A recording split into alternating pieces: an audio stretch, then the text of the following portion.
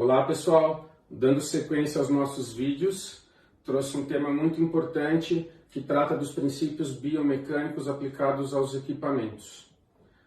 Vale a pena dizer que a biomecânica ela não trata apenas das questões técnicas, dos gestos, dos golpes em si, ela trata também dos princípios que regem o funcionamento de um equipamento, como que uma raquete se comporta, como que as cordas se comportam durante um golpe. Então a gente vai falar um pouquinho disso e talvez com essa base um pouquinho mais teórica fique mais fácil fazer a escolha tanto da sua raquete quanto das suas cordas.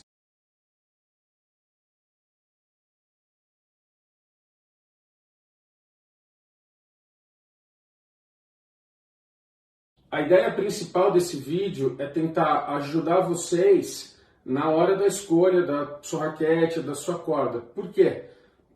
Porque a gente sabe que hoje você chega em uma loja e você tem muitas opções. Então são esses referenciais teóricos, e que são vários, que vão contar nessa escolha.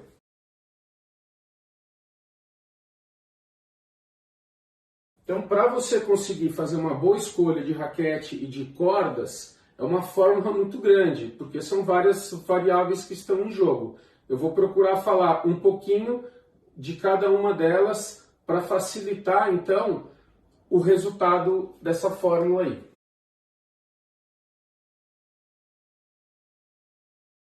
Para ficar um pouco mais didático, eu dividi essas 15 variáveis que a gente vai ver em 3 classes. O aro da raquete, que seria toda a parte que engloba aí o cabo, a garganta, o coração e a cabeça da raquete.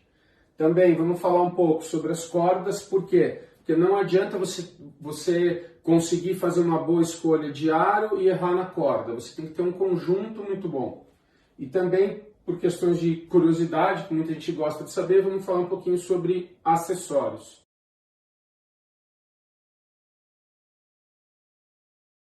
O item mais importante de uma escolha é o objetivo do tenista. Ele tem que saber se ele vai querer, com esse conjunto de aro, né, e cordas, se ele vai ganhar potência ou controle. Não dá para ganhar os dois.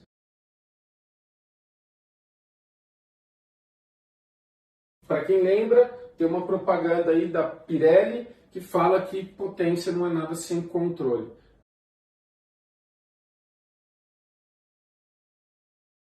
Uma outra questão que eu vejo como muito importante, que você tem que ter em mente quando você vai escolher sua raquete e a sua corda, é que você tem que ter uma exata noção de como que é o seu nível técnico hoje e para onde que você quer ir, ou se você quer ficar no mesmo nível técnico, porque essa escolha ela depende disso. Então, na prática, eu vejo muita gente querendo, eu quero usar a raquete do Federer. Pô, mas não vai dar certo, porque a raquete do Federer, ela foi feita para ele. E nem é essa que você compra na loja. É uma outra, com outras características, é uma raquete customizada para ele. Então, aqui nós temos um tenista com um swing longo,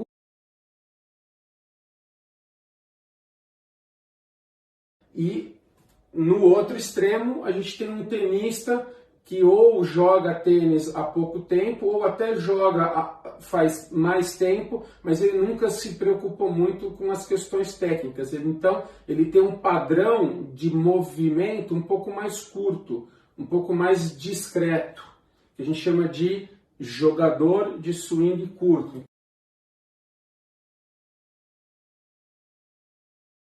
Então esse swing, é muito importante você ter uma noção de como ele funciona depois do ponto de contato. Por quê? Porque isso vai mostrar o que você fez antes. Então, o follow-through, a parte de terminação do seu golpe, tecnicamente na biomecânica, ela não funciona mais para nada porque a bola já foi, mas ela mostra, ela é um raio-x do que você fez antes. Então, por inércia, você vai ter um swing mais longo ou mais curto.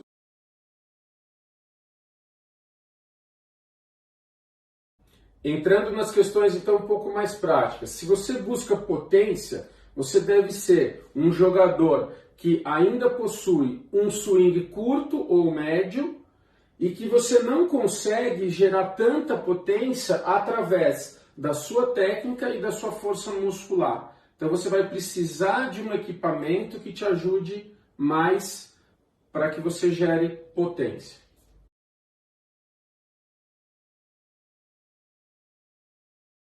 Por outro lado, nós temos o jogador que já tem uma técnica mais completa, mais rica, ele já consegue acelerar bastante a bola, então ele precisa priorizar o quê? O controle.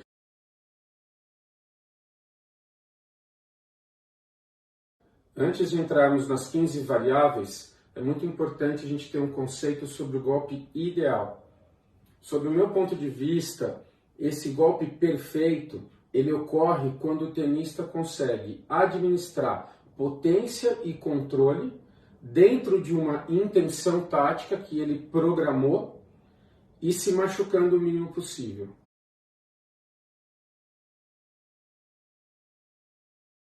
Agora sim, vamos entrar nas 15 variáveis que eu mencionei.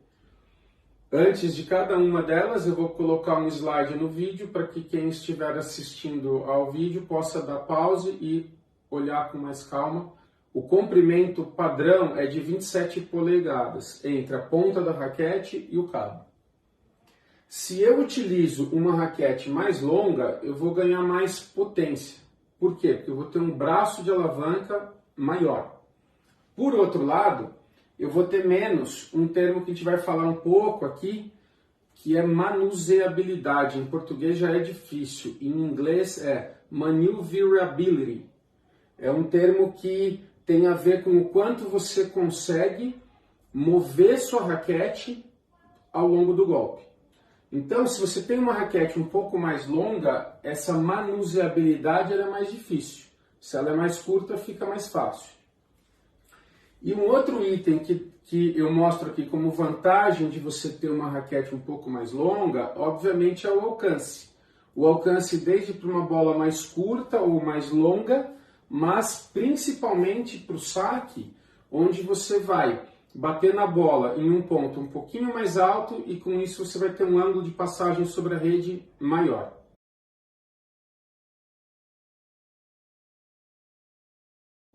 Item tamanho da cabeça da raquete ou área da cabeça da raquete. Quanto maior a raquete, mais potência você vai conseguir imprimir a bola. Por quê? Porque você vai ter uma área de sweet spot maior. Essa área é aquela área que a gente chama de ponto doce, ou que muita gente fala é como se fosse o chute na veia do futebol. Você é o ponto, né, da cabeça da raquete onde a aplicação da força que você fez, ela funciona mais. Então ela lança mais a bola. E, como a gente pode ver, sempre que você ganhar em potência, você perde em controle. Então a grande vantagem de usar uma raquete com uma área maior é que você vai ganhar em potência.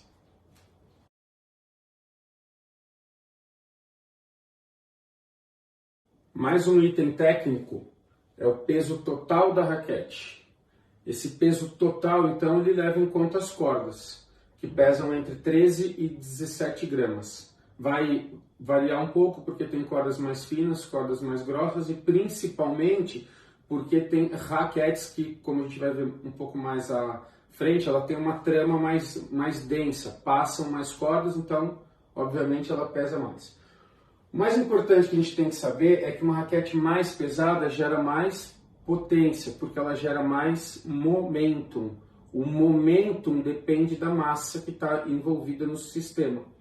Então, se eu quero ganhar em potência, eu também tenho que usar um aro mais pesado. Eu também vou ganhar em um outro item, que é a absorção das vibrações. Como nós vimos na questão do tênis elbow, após o contato com a bola, que a gente chama de impacto, eu tenho uma vibração que vem tanto do aro quanto das cordas e que vai ser transferida para a minha mão, punho, antebraço, cotovelo, braço, ombro. Então, se o meu conjunto é mais pesado, ele tem uma capacidade maior de absorver impacto. Qual que seria a desvantagem de ter um aro mais pesado? O outro item que a gente falou de manuseabilidade. Então vai ser mais difícil eu, por exemplo, fazer um contato mais à frente, porque a raquete pesa mais e eu perco então nessa questão de ser mais rápido com a cabeça da raquete.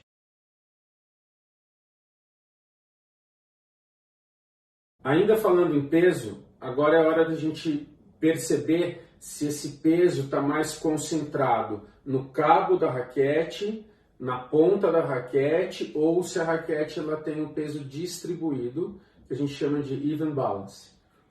Qual que é a diferença? A diferença básica é que você muda completamente a dinâmica do seu golpe de acordo com a distribuição desse peso. Então, os tenistas mais competitivos, eles usam peso mais concentrado no cabo. E os tenistas que querem ganhar em potência, eles devem utilizar um peso mais concentrado na ponta. Mas, uma das desvantagens de usar o peso na ponta é que você vai ter que fazer uma ação antagonista dos músculos extensores do punho, porque esse peso, ao longo da dinâmica do golpe, como ele está mais na ponta, nessa fase da descida, você tende o quê? A descer mais a cabeça da raquete, ou descer muito rápido. E para não fazer isso, para ter um controle maior, a gente vai ter sim que fazer uma extensão do punho, ou vai ter que acionar esses músculos extensores do punho para poder manter a cabeça da raquete um pouco mais alta por mais tempo. Então, você tem que ter uma noção do que você quer e também tem que ter uma noção desse risco. Vai ter um risco maior e para isso que existem, que é um outro assunto, os treinos de fortalecimento, os treinos de flexibilidade.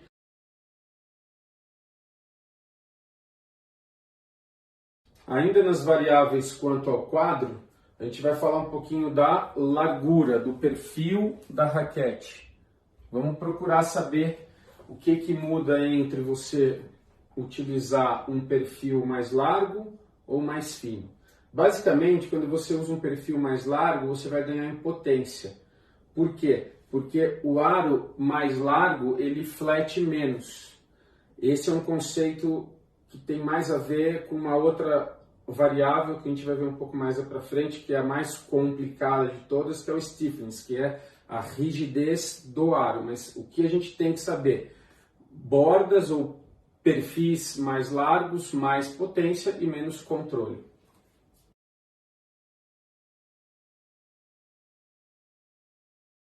Vamos ao penúltimo item quanto ao quadro. Esse item é o item mais polêmico de todos, talvez o mais difícil de entender.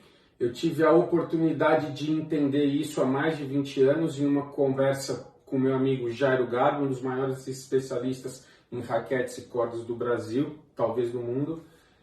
E ele me explicou muito bem o porquê que uma raquete mais competitiva, para citar exemplos aqui, a Pro Staff da Wilson, a Pure Control da Babolat, a Prestige da Red, cada uma das marcas tem uma raquete no topo ali quanto às especificações, como a gente viu, que levam o tenista a ter mais controle. Isso é muito importante a gente ter em mente. Então, são raquetes mais pesadas, são raquetes com o peso mais concentrado no cabo, elas possuem uma área de cabeça menor, elas possuem um perfil mais fino, então elas têm todas as características de uma raquete que vai te dar mais controle. Só que você tem que ter um lastro técnico e físico para poder usar isso. Então, quando a gente fala em stiffness, que seria a rigidez desse aro, o que eu tenho para mostrar é que um aro mais flexível e que é típico de raquetes mais competitivas, ele gera mais controle. Por quê? Porque ele gera menos potência, ele solta, ele lança menos a bola.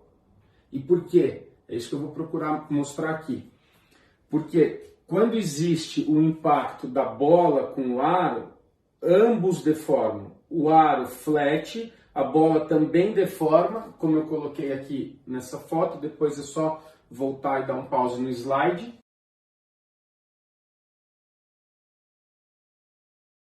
Se o aro flete muito, antes dele voltar e catapultar a bola e acelerar mais ainda a bola já voltou para o seu estado original e já saiu do contato com as cordas. Então você ganha o quê? Você ganha em controle, porque você teve menos potência. A potência, o tenista, esse que usa esse tipo de raquete, ele já tem. Como eu falei antes, ele já é um cara mais forte, ele já é um cara que tem uma técnica mais ampla, enfim. Então, ele já está pronto para fazer tudo isso. Ele não precisa de mais potência. Ele precisa controlar essa potência que ele gera. Então, esse é o princípio do stiffness.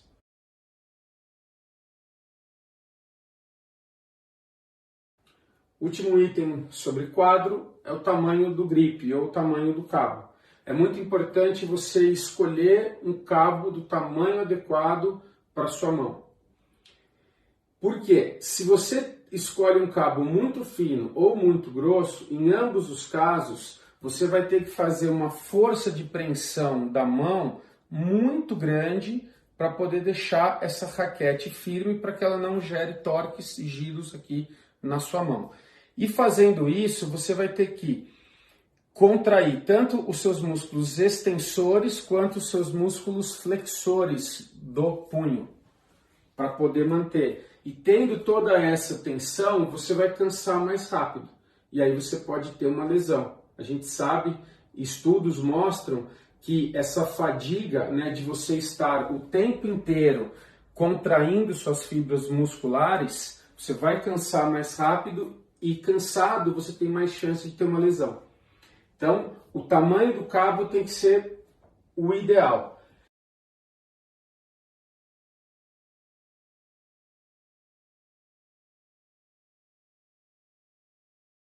Eu gosto desse, que é mais simples, e eu dou a dica de fazer esse teste com o grip de forehand, não de backhand, não de saque, com grip de forehand. Por quê? Porque entre todos os golpes do tênis, o forehand é o que você mais utiliza em um jogo de tênis. Entre 40% e 50% de todos os golpes de um jogo de tênis são forehands.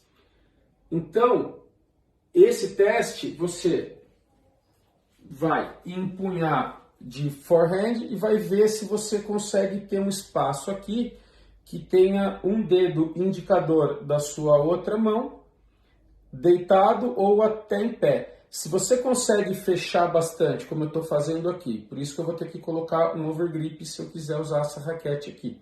Se eu consigo fechar totalmente e encostar os dedos na palma da mão, ou que sobre esse meu outro dedo e mais um espaço, isso quer dizer que o cabo não está adequado para você. Bem simples.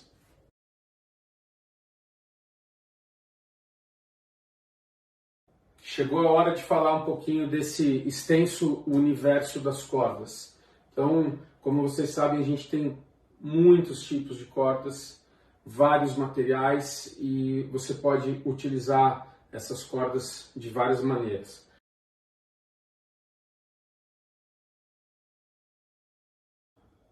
Para falar sobre os 6 tipos de cordas, eu coloquei um like em verde para mostrar que é uma vantagem, um dislike em vermelho para mostrar que é uma desvantagem e quando está no meio termo em amarelo, uma mãozinha para o lado. O primeiro tipo de corda que eu vou mostrar é o nylon. O nylon é uma corda mais simples, mais básica. A única vantagem dele é que ele custa menos do que as outras cordas. As desvantagens, ele não consegue manter uma boa tensão depois de encordoada a raquete, então perde tensão muito rápido, logo que você começa a bater na bola.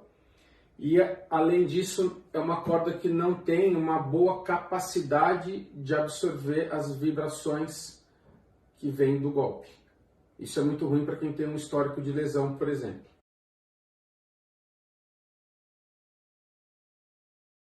A tripa sintética, apesar de ter esse nome, ela nada mais é do que um nylon um pouco melhor. Então ela é um nylon com uma matéria-prima melhor e uma sofisticação na questão da construção da corda. Ela é feita com mais filamentos, isso faz com que ela custe um pouco mais caro. Por outro lado, ela ajuda você, porque ela tem uma capacidade maior do que o nylon de absorver as vibrações. E por essa questão toda do material ser um pouquinho melhor, ela dura um pouco mais do que o nylon.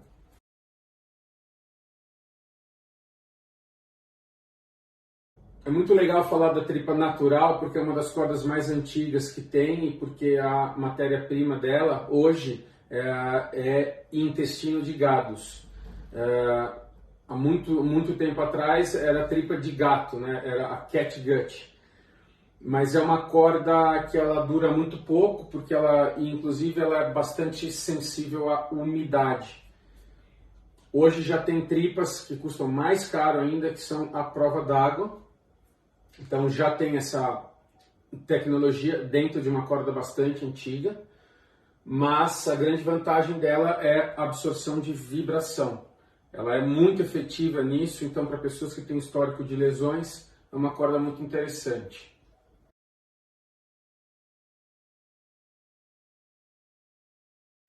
O poliéster é uma corda monofilamento, é uma corda que absorve muito pouco as vibrações. Ela é uma corda que também perde muita tensão após ser encordoada, como é o caso do nylon, e por isso até que ela dura bastante, que é uma das vantagens. A gente vai ver que se a corda está com menos tensão, ela dura mais tempo. Só que como ela perde muita tensão, ela dura mais, você fica mais tempo com as cordas vibrando bastante e passando isso para o seu braço. Então é uma corda que não é boa para quem tem histórico de lesões.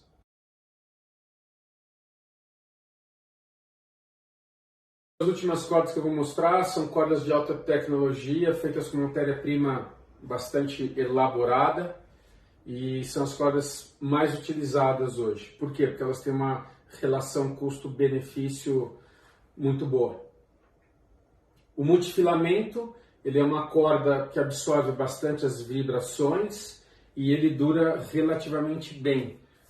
Por exemplo, a tripa também faz isso, ela absorve bem as vibrações, porém, ela dura muito pouco e ainda custa muito mais caro.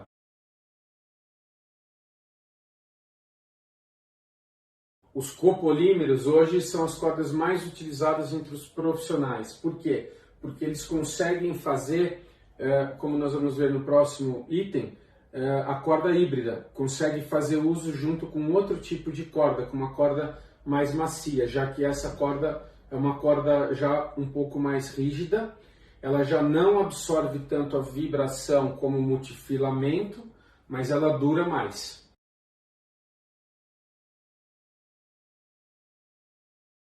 Vocês perceberam então que fazer a escolha de uma corda não é um processo tão simples. Talvez seja um pouco mais complexo até do que escolher o aro, pelo fato de ter muitas opções.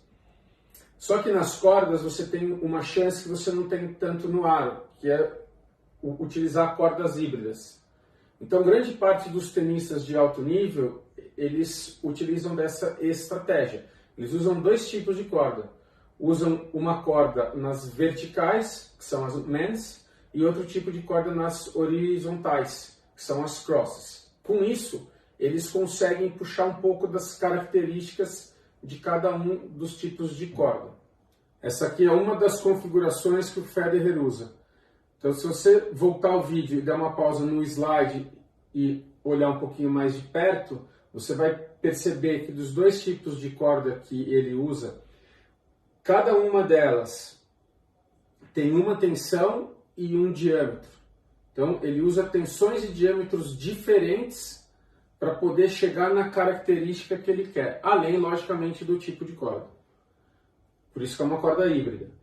E além disso, mas aí já é o fino da sensibilidade, ele ainda pede para em um tipo só dessas duas cordas, ele pede para fazer um pré-stretch, que seria o quê? O encordoador, ele tem que pré-tensionar a corda para depois encordoar, já para deixar ela mais pronta para que ela perca menos tensão depois.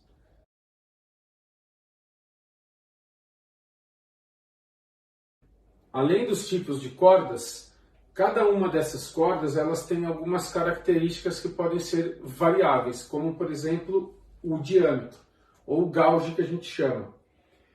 E essa é uma característica que também muda bastante na questão técnica do golpe. E vale a pena mostrar aqui que tem uma relação inversa, né? Quando você for comprar a corda, você tem que saber que quanto maior esse número, esse gauge, mais fina é a corda. Então, quando você opta por uma corda mais fina, essa corda vai ser mais elástica e você vai ter mais potência no golpe. E por ela ser mais elástica, você também vai ter um poder de absorção de vibração maior. A grande desvantagem é que essa corda dura menos. Pelo fato dela ser mais fina, ela gasta mais rápido.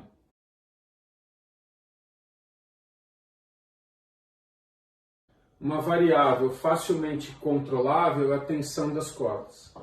Então, se você opta por usar uma corda um pouco mais tensa, você vai ganhar bastante em controle, porque as cordas deformam menos e lançam menos a bola. Por outro lado, são cordas mais tensas, duram menos, porque esse atrito entre as cordas vai ser maior e o desgaste também vai ser maior. O que você vai ganhar com cordas mais tensas? Elas vibram menos, então elas vão passar menos vibração para o seu corpo. E uma outra desvantagem de utilizar cordas mais tensas é que você gera menos efeito, tanto o topspin quanto o slice. Você gera menos efeito porque as cordas mexem menos. Esse movimento das cordas é chamado de snapback. A gente vai ver mais uma variável e depois eu mostro um vídeo sobre o snapback.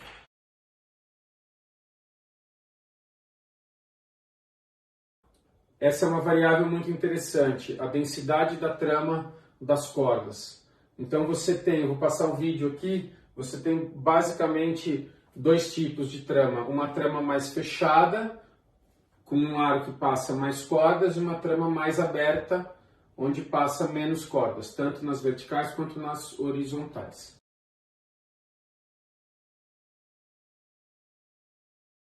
O que muda isso no golpe? Se você usa uma trama mais densa com mais cordas, essas cordas mexem menos. Se elas mexem menos, elas deformam menos e você tem mais controle. É o mesmo princípio da corda mais tensa. E as cordas duram mais, essa é uma das vantagens. Você tem menos atrito entre as cordas pelo fato de que as cordas mexem menos. E uma outra desvantagem é que você produz menos efeito topspin e slice, porque você tem menos o efeito snapback, que é isso que eu vou mostrar agora.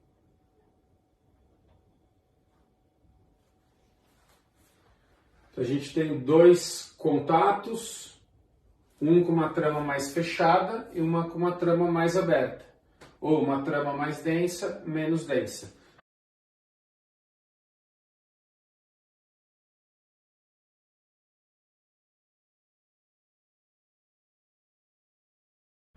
Ainda sobre tensão, vale a pena comentar que quando você muda de altitude, é a tensão o fator que você consegue controlar ou consegue compensar isso. Então, por exemplo, você está numa altitude grande, desce para o nível do mar. Em nível do mar, a pressão atmosférica ela é mais alta, a coluna de ar que age sobre você, sobre a bola, sobre tudo, ela é maior. Então, a bola anda menos na prática. Então, você tem que diminuir a tensão das cordas para você conseguir uma potência maior. Então, dessa forma, você ainda consegue, de certa forma, compensar isso. É um pouco mais simples do que, por exemplo, trocar de ar ou trocar o tipo da corda. Então, essa é a questão da tensão. E a mesma coisa, o contrário, né? Quando você treina ou você está em nível do mar e você sobe para uma grande altitude, lá a bola vai ser mais rápida, Então você vai ter que usar uma corda mais tensa para ser mais preciso. Um mito que ainda existe, muita gente acha que ao colocar um antivibrador, a corda fica mais tensa. Não, a corda não fica mais tensa.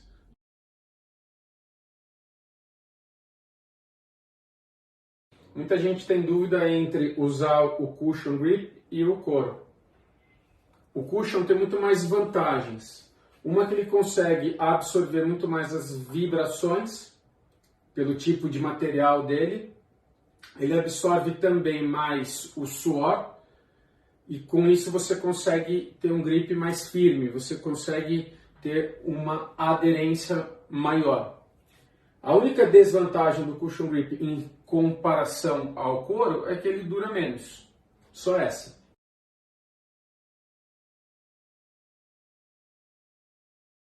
Também é legal comentar sobre o overgrip, que muita gente conhece por Tornagrip, que é uma marca de overgrip, que nos anos 80 quase todo mundo usava dessa marca. Hoje tem várias marcas. É importante mostrar duas coisas sobre os overgrips. Quase sempre é a forma mais fácil de você trocar, principalmente para quem sua bastante na mão. Então ele é mais fino, mas ele também absorve tanto o suor quanto as vibrações. E vale a pena a dica que eu vejo que tem muita gente que usa 1, 2, até 3 overgrips em cima do cushion. Ok, aí vai de cada um, mas tecnicamente se você tem 2, 3 overgrips por cima, você perde as arestas. E aí você vai ter o quê? Menos sensibilidade nos seus grips. Você sente menos as empunhaduras.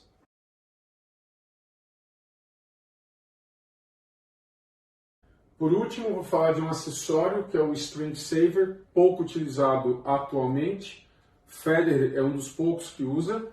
São pecinhas plásticas que são acopladas entre as cordas com o objetivo de fazer com que as cordas mexam menos.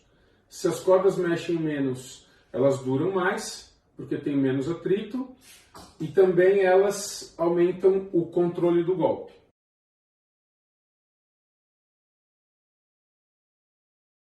Para quem quiser saber mais sobre equipamentos, tecnologia e todas essas questões físicas que estão por trás do funcionamento de raquete, de cordas, esse livro é muito interessante. É de um autor que eu tive o prazer de conhecer, que se chama Howard Broad. Infelizmente ele faleceu há uns 2 anos, mas ele deixou o legado dele, é uma referência para muita gente até hoje e vale a pena dar uma lida quem se interessa por esse tema.